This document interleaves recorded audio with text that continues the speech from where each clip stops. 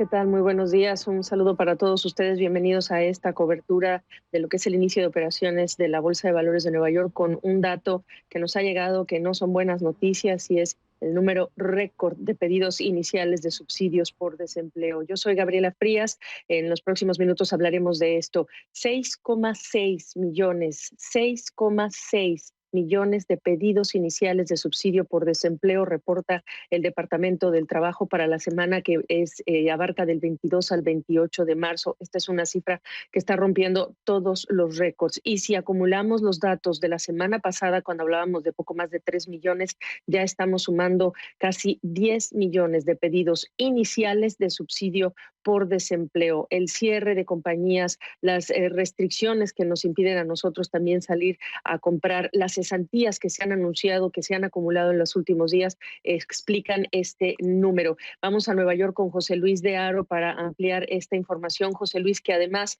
prácticamente la semana pasada hablábamos de algunos sectores como hoteles y restaurantes, hotelería, turismo. Hoy el Departamento del Trabajo dice que esto, bueno, se reporta en todos los estados, estos aumentos de pedidos iniciales y al mismo tiempo en todas las industrias.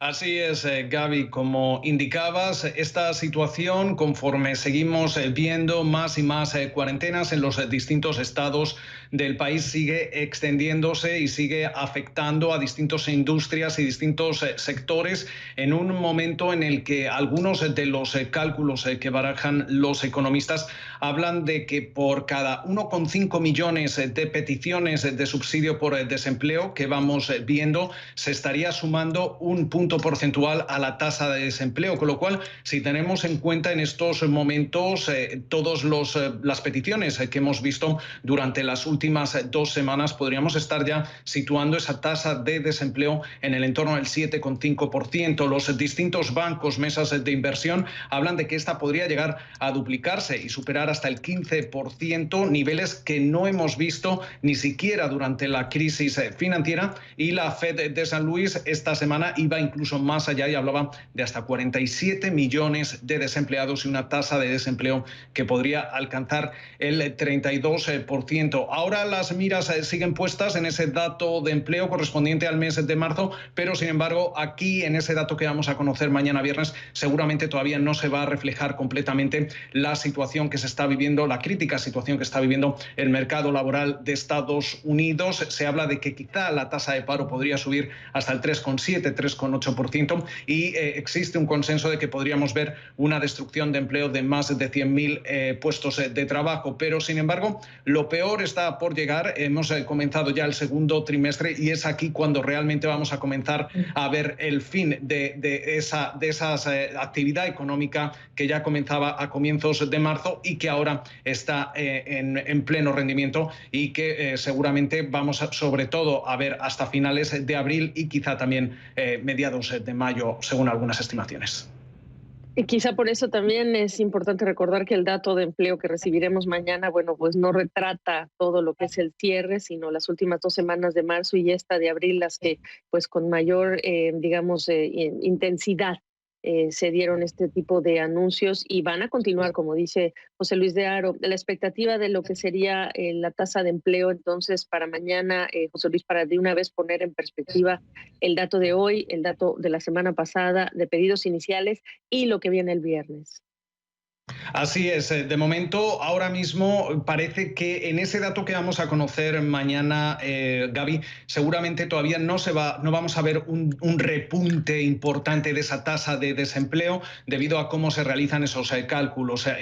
Tenemos que recordar que en el mes de febrero veíamos cómo esa tasa de desempleo se situaba en el 3,5%, con lo cual todavía en el dato que se va a publicar mañana, en estos momentos, los distintos economistas hablan de que quizá podríamos llegar al 3,7, 3,8%, pero realmente el repunte va a llegar cuando conozcamos o cerremos el mes de abril. Ahí sí que se va a reflejar esa subida importante dentro de la tasa de desempleo, pero sobre todo vamos a estar también muy atentos a los sectores más perjudicados en la destrucción, en términos de destrucción de empleo. También recordar que como la jornada del miércoles ya conocíamos como el sector privado, según la gestora de nóminas ADP, destruía ya 27.000 puestos de trabajo. Por lo tanto, como dicen algunos analistas, la economía estadounidense ya estaría prácticamente en recesión una vez se confirmen los datos de lo que está ocurriendo en este mes de abril y también lo que pasó en marzo. José Luis, yo preguntarte si estos datos hace a los economistas revisar las perspectivas de crecimiento. Todos hablaban de una V con la esperanza de tener esa recuperación de rebote. Ahora estamos hablando quizá de una U, es decir, con un periodo un poco más prolongado de lo que sería este sentón y después la recuperación. ¿En dónde están ahora ajustando los economistas esos pronósticos de crecimiento de Estados Unidos? Lo que tenemos seguro, Gaby, es que en el segundo trimestre en el que nos encontramos, las distintas mesas de inversión, los distintos bancos hablan de que, sobre todo aquí en Estados Unidos, vamos a ver una contracción de doble dígito, de entre un 30 o incluso un 40%. Esto quiere decir que vamos a ver la mayor contracción, si no de la historia, desde la Segunda Guerra Mundial. Y la pregunta, como bien planteas, es qué es lo que va a ocurrir posteriormente. Todo esto va a depender de distintos factores. En primer lugar, cuándo se va a comenzar a ver un aplanamiento real de esa curva de infecciones, cuándo se va a tener más bajo control lo que es la situación médica y cuándo se va a comenzar a reabrir o reanudar las actividades económicas. Y obviamente esa reanudación no va a ser inmediata, seguramente irá paso por paso. No todas las compañías van a poder reiniciar completamente su actividad una vez que comencemos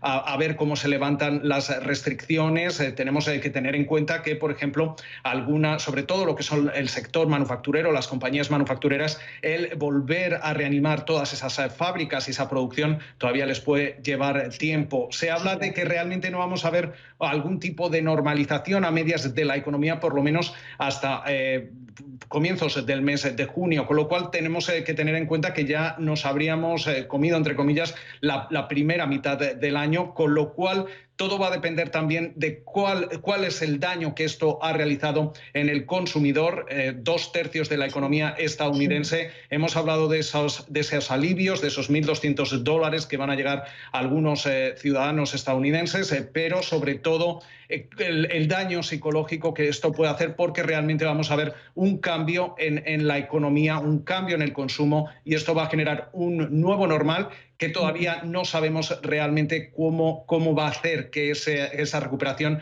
sea tan pronta como algunos esperan, porque Goldman Sachs, por ejemplo, esta semana hablaba de la recuperación más rápida de la historia, pero todavía es pronto realmente para saber realmente cuáles van a ser el comportamiento tanto de la economía como del consumidor. 3.3 millones la semana previa, 6,6 millones de pedidos iniciales de subsidio por desempleo de los estadounidenses, prácticamente una fotografía que refleja exactamente cómo ha venido cayendo en este momento por este frenón lo que sería la actividad económica. Gracias, José Luis de Haro. Regreso contigo en cualquier momento. Un fuerte abrazo.